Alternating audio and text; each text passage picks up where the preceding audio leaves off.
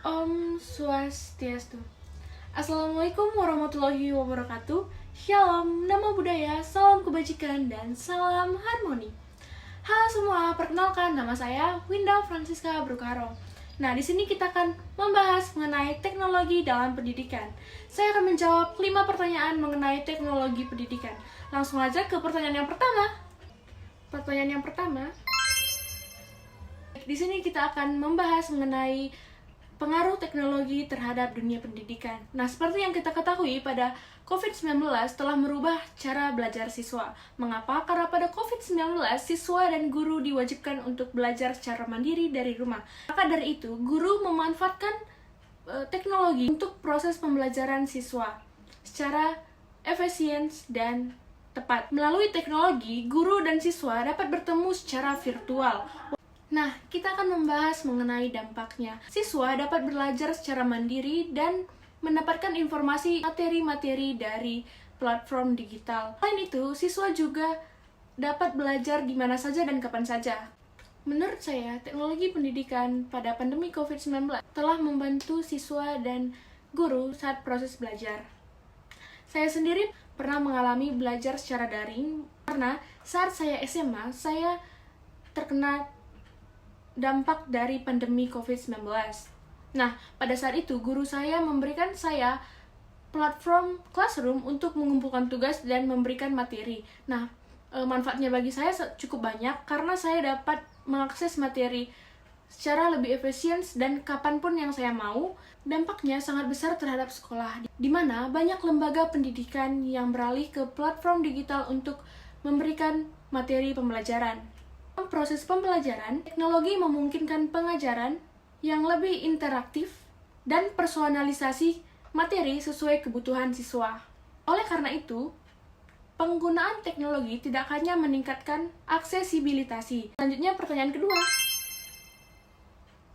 Teknologi digital telah membawa perubahan mendasar dalam dunia kerja, menciptakan lingkungan yang lebih fleksibel dan kolaboratif, serta memungkinkan pekerjaan dilakukan di mana saja.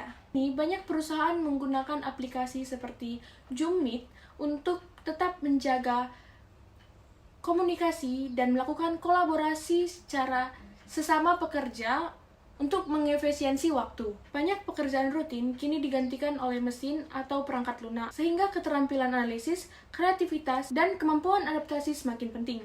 Nah, untuk mempersiapkan diri dalam menghadapi perubahan ini, kita perlu untuk terus meningkatkan keterampilan digital dan pelajari tren terbaru dari teknologi, serta pemahaman yang lebih mendalam tentang AI.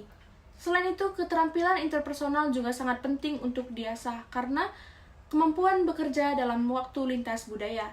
Beradaptasi terhadap perubahan akan menjadi unggul di masa depan. Dengan terus belajar dan membuka inovasi baru, kita lebih siap menghadapi tantangan dan peluang di dunia kerja yang akan mendatang dan semakin dinamis. Soal ketiga, menghadapi tantangan kehidupan di abad ke-21 perlu memiliki beberapa keterampilan yang sangat penting, seperti literasi digital, kreativitas, berkolaborasi, serta memiliki keterampilan komunikasi yang efektif.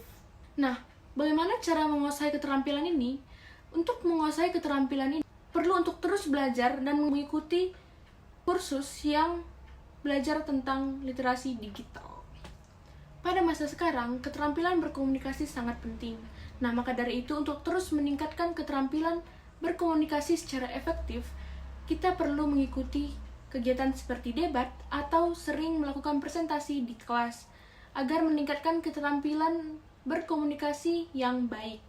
Karena di masa yang akan mendatang, keterampilan berkomunikasi sangat penting di era abad ke-21. Nah, pesan untuk kita semua, jangan pernah malu berbicara di depan umum. Karena ketika kita sudah berani berbicara di depan umum, maka kemampuan berkomunikasi kita akan semakin meningkat.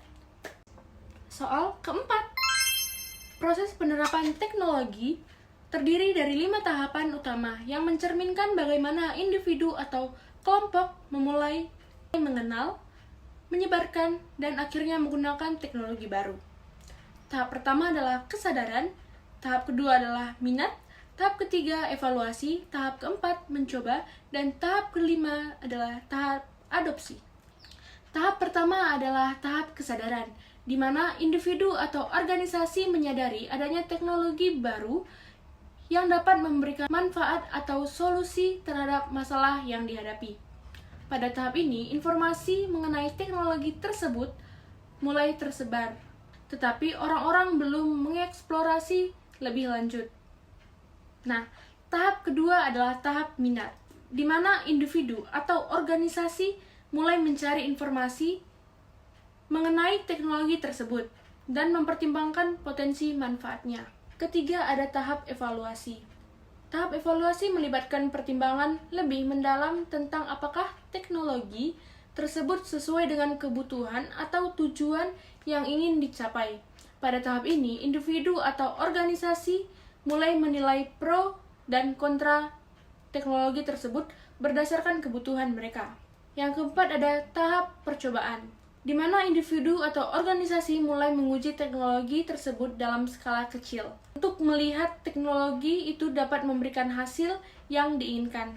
Yang terakhir ada tahap adopsi. Tahap ini individu akhirnya memutuskan untuk mengintegrasikan teknologi tersebut secara penuh dalam aktivitas mereka dan mulai menggunakan teknologi tersebut secara rutin. Namun di Indonesia, tahapan proses adopsi teknologi ini belum sepenuhnya tercapai dengan optimal di semua sektor.